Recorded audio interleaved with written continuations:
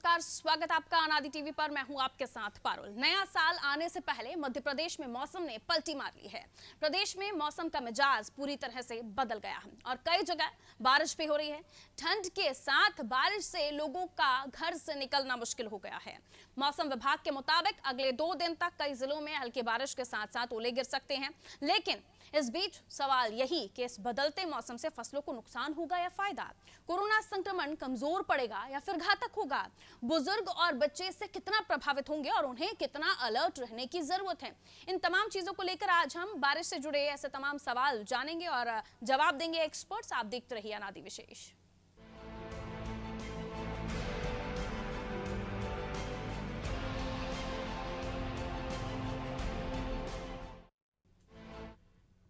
तो भोपाल, राजगढ़, सीहोर, रायसेन, विदिशा, अशोकनगर, छतरपुर में सुबह से रुक रुक कर बारिश हो रही है।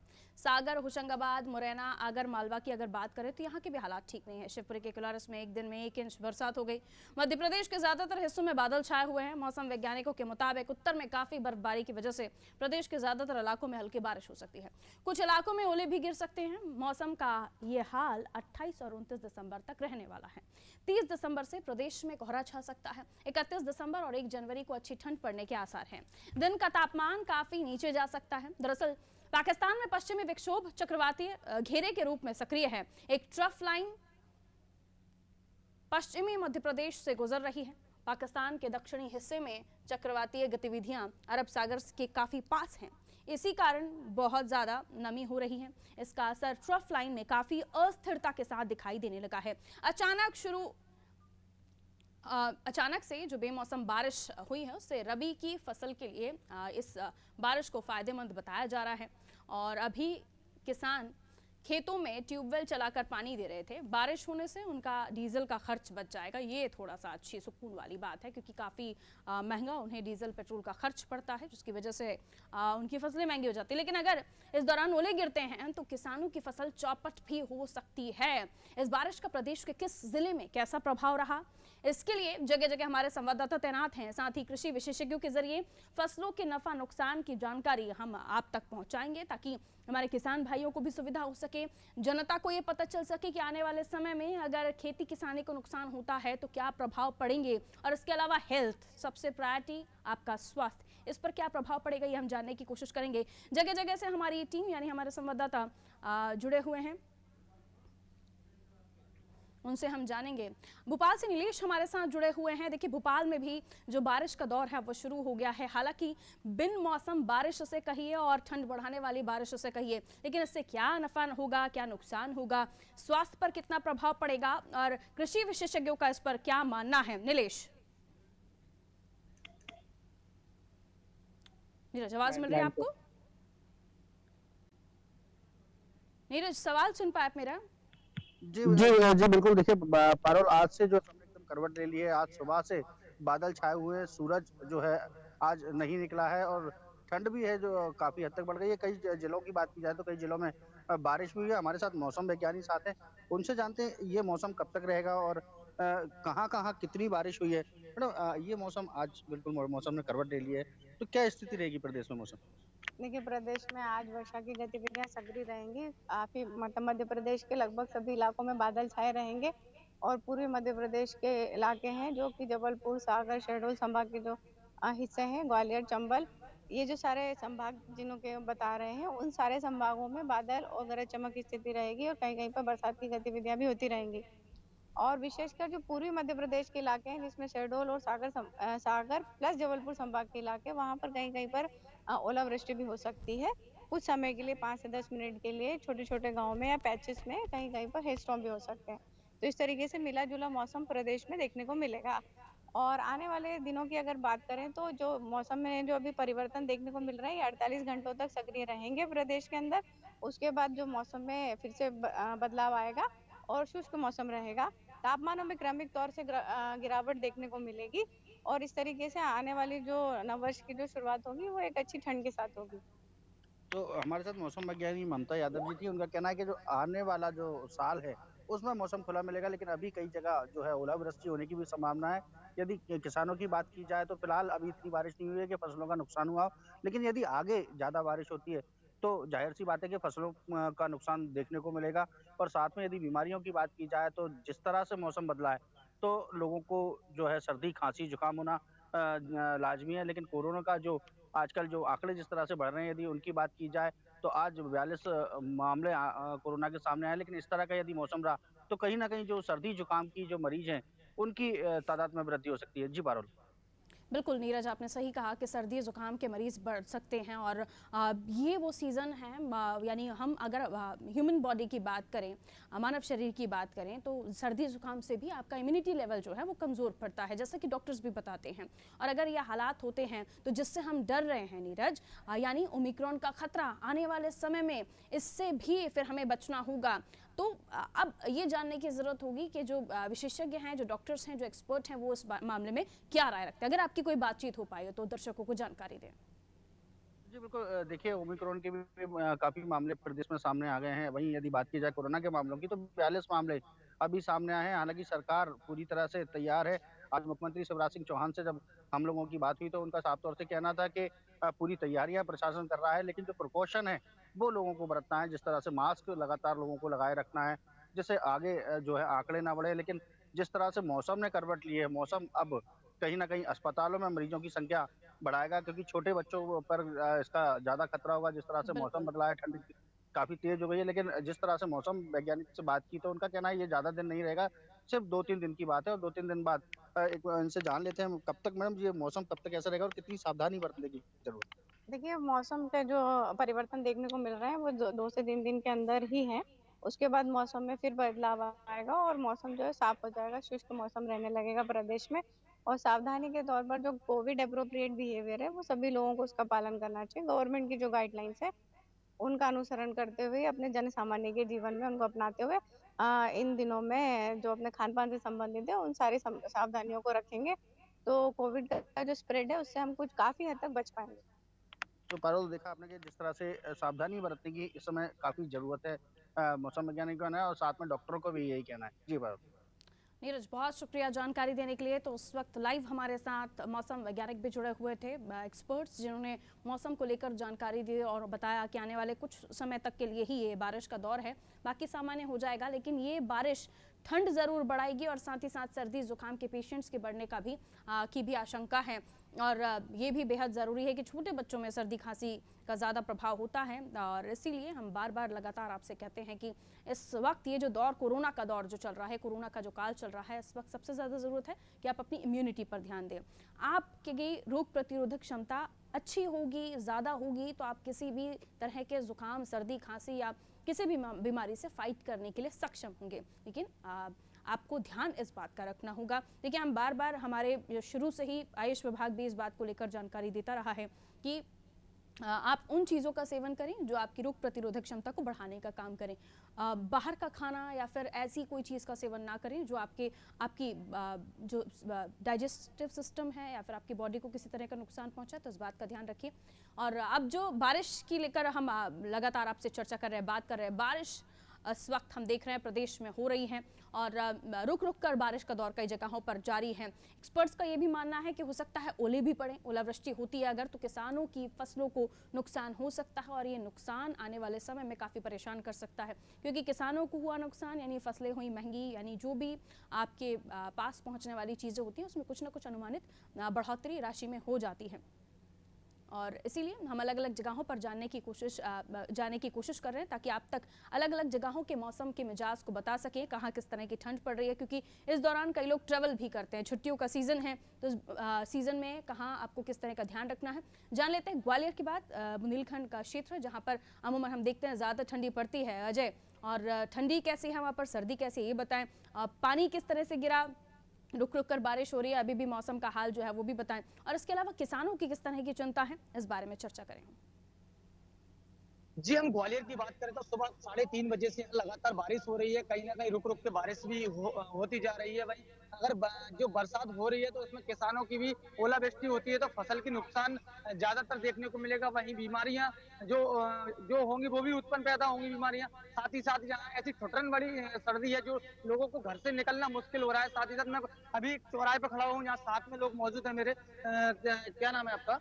जी क्या लगता है कि कहीं ना कहीं जो बारिश हो रही है क्या नुकसान है इसमें, क्या है? एक तो फसल को नुकसान है और बच्चों को भारी बीमारी वगैरह और पशुओं वगैरह को काफी दिक्कत हो रही है। और ये जैसे बारिश ज्यादा बढ़ेगी तो फसल को अधिकतर नुकसान ही होगा और बीमारी अधिक यानी कि उत्पन्न हो रही है। क्या लगता है कहीं ना कहीं जो बारिश हो रही है सर्दी में, जो इतना सर्दी है, लोगों को निकलना मुश्किल हो रहा है और कहीं ना कहीं निकलने का तो ये है कि रोजमर्रा की जिंदगी है, निकलना तो पड़ता ही है घर से। सुबह 3 बजे से करंट समथिंग बारिश हो रही है आज ग्वालियर में, तो निकलना तो पड़ेगा। कैसी सर्दी लग रही है? ठीक है, लेकिन मजबूरन तो निकलना पड़ेगा ना बारिश के कारण रोजमर्रा की जिंदगी से। चलिए, कहीं ना कहीं लोगों का यही कहना है कि निकलना तो पड़ेगा, मजबूरन बाहर निकलना पड़ेगा, लेकिन बारिश भी रुक रुक के यहाँ लगातार हो रही है। इससे फसल जो ओलावृष्टि हो जाती है तो फसल का नुकसान भी सबसे ज्यादा देखने को लगा। किसान जो कर्ज लेके बैठे हैं और उनके ऊपर भी ज्यादा से ज्यादा नुकसान होने की संभावना है। बिल्कुल, और ऊपर से कोरोना का खतरा आ जाए, ये अपने आप में परेशान करने वाला है, क्योंकि इस दौरान हम देख रहे हैं कि जो सर्दी जुकाम के पेशेंट्स हैं वो पहले ही थे और अब मौसम का मिजाज बदलने के बाद और भी ये परेशानी बढ़ जाएगी। तो ऐसे में लोग कितने जागरूक हैं आने वाले खतरे को भांपते हुए कि आपको सर्दी जुकाम से बचना है, आपको मास्क, सोशल डिस्टेंसिंग का पालन करना है। आपके पास में जो भाई साहब हैं उनको प्लीज़ बोलिए कि मास्क लगाएं, क्योंकि हम उसी चीज़ को लेकर तो चिंता जाहिर कर रहे हैं। लगातार कोरोना का कहर बढ़ता जा रहा है और लगातार कहीं ना कहीं एक लोगों को जागरूकता भी होनी चाहिए, कहीं ना कहीं मास्क का भी उपयोग करना चाहिए। लेकिन आपने मास्क नहीं लगाया, इसका क्या कारण है? क्यों मास्क नहीं लगाया आपने? क्या मैं अभी निकला हूँ घर से, गाड़ी में पड़ा रह गया। ऐसा कहीं ना कहीं बीमारी का तो प्रकोप है और वो लगाना चाहिए, मास्क लगाना जरूरी तो है। लगाइए ना मास्क। मास्क नहीं पहनेंगे तो आप कैसे बच पाएंगे? ये बताइए, आप मास्क अगर लगातार अगर कानून के अगर नियमों का पालन करेंगे तो लगातार कहीं ना कहीं आपको बीमारियों से बचने। अंकल, आपका मास्क कहाँ है? अंकल भागते हुए नजर आ रहे हैं। अंकल, मास्क कहाँ है आपका? इसलिए कहीं ना कहीं लोग एक मास्क भी लगाना जरूरी नहीं समझ पाते। देखिए, जितना ज़रूरी है आपको ठंड से बचाने के लिए जो स्वेटर आप लोग पहने हुए हैं ये है, उतना ही ज़रूरी आपकी ज़िंदगी को बचाने के लिए मास्क है। और ये जितना जल्दी हम समझ लें, इस सर्दी में आने वाली किसी भी बीमारी से बचने के लिए हमें मास्क का ध्यान रखना ही है, सोशल डिस्टेंसिंग का ध्यान रखना है। हमारे किसान भाइयों के लिए भी हम लगातार चिंता हम समझ ही रहे हैं कि अभी जो बारिश है वो तो ठीक है, लेकिन अगर ओलावृष्टि हुई तो अजय बहुत परेशानी हो सकती है हमारे किसान भाइयों को। बहुत शुक्रिया अजय जानकारी देने के लिए। ग्वालियर से हमारे साथ अजय जुड़े हुए हैं। काफ़ी सर्दी है, लोग घरों से बाहर निकलने में भी एक बार सोच रहे हैं कि इतनी सर्दी में बाहर कैसे निकला जाए, लेकिन अनादि टीवी की पूरी टीम तैनात है प्रदेश के हर चप्पे चप्पे पर, हर तहसील में, जहां से हम लगातार आप तक खबरें पहुंचाते हैं। फिर चाहे वो सर्दी हो, सर्दी में हो रही बारिश हो, टेम्परेचर माइनस में भी चला जाए, लेकिन मुस्तैदी से हम अपना काम करते हैं, आप तक खबरें पहुंचाते हैं। और जगह जगह पर हमारे जो संवाददाता हैं वो इस वक्त भी हमारे साथ जुड़े हुए हैं। हम लगातार उनके पास जा रहे हैं और वहां पर मौसम के बारे में समझ रहे हैं, किसानों की चिंता समझ रहे हैं, और इसके अलावा आने वाला खतरा यानी सर्दी, बुखार, जुकाम से आपकी इम्यूनिटी डाउन होगी और उसके बाद कोरोना की जो बीमारी है ये उन्हीं बॉडी को ज़्यादातर अटैक करती है जो वीक होते हैं। तो इसलिए ज़रूरी है रोग प्रतिरोधक क्षमता को बढ़ाइए, अपनी इम्यूनिटी पर ध्यान दीजिए, उस चीज़ का सेवन कीजिए, वो खाना खाइए जिससे आपकी इम्यूनिटी बढ़े। और इसके अलावा इस बात का भी बेहद ध्यान रखिए कि लोगों के संपर्क में जितना ज़्यादा हो ना आए, जितना आप बचेंगे उतना आप सुरक्षित रहेंगे। और सतर्कता, जागरूकता ये आप में अगर है तो जाहिर है आप इन तमाम बातों का ध्यान रख ही रहे होंगे, लेकिन जो अभी भी इस चीज़ को लाइटली ले रहे हैं, नहीं समझ रहे हैं, उनके लिए ये बड़ा खतरा साबित हो सकती है। ये अलग अलग तस्वीरें हम आपको दिखा रहे हैं जिनमें छतरपुर आप देख रहे हैं, गोटेगांव, भोपाल, और इसके अलावा आप देख रहे हैं जावरा, पटेरा, यहाँ पे भी बारिश हुई। बारिश ने मौसम को किस तरह से और सर्द कर दिया। कई लोगों को ये सर्दी जो टेम्परेचर डाउन होने के बाद होती है वो पसंद है, लोग इसी मौसम में घूमना पसंद करते हैं, जाना पसंद करते हैं, लेकिन आप तमाम जगहों पर जाएं, इस बात का ध्यान रखें कि कहीं आपके एंजॉयमेंट में ये जो ओमिक्रॉन कोरोना का नया वेरिएंट है इस सर्द मौसम में कहीं आप पर आपके एंजॉयमेंट में खलल ना डाल दे। तो तमाम चीज़ों का ध्यान रखते हुए सर्दी की हम बात कर रहे हैं, जहां हम देख रहे हैं कि ओलावृष्टि होती है तो हमारे जो किसान भाई हैं उनको नुकसान हो सकता है, ऐसा बताया जा रहा है। लेकिन एक्सपर्ट्स क्या कहते हैं, हमारे साथ इस वक्त जुड़े हुए हैं कृषि वैज्ञानिक JS गोयल साहब हमारे साथ जुड़े हुए हैं। गोयल साहब, बहुत स्वागत करती हूँ आपका अनादि टीवी पर। मैं डॉक्टर कौशल बोल रहा हूँ। जी एस कौशल साहब, जी माफ कीजिएगा सर, बहुत स्वागत करती हूँ कौशल साहब आपका अनादि टीवी पर। आपकी राय क्या है सर, आप क्या देख रहे हैं आने वाले समय में मौसम को लेकर? तो अभी कहा जा रहा है कि कुछ दिन इसी तरह का मौसम रहेगा। किसानों के लिए ये बारिश कैसी है, किन फसलों के लिए अच्छी है, और अगर ओलावृष्टि होती है तो किस तरह की परेशानियां हो सकती हैं? कौशल साहब बताइए।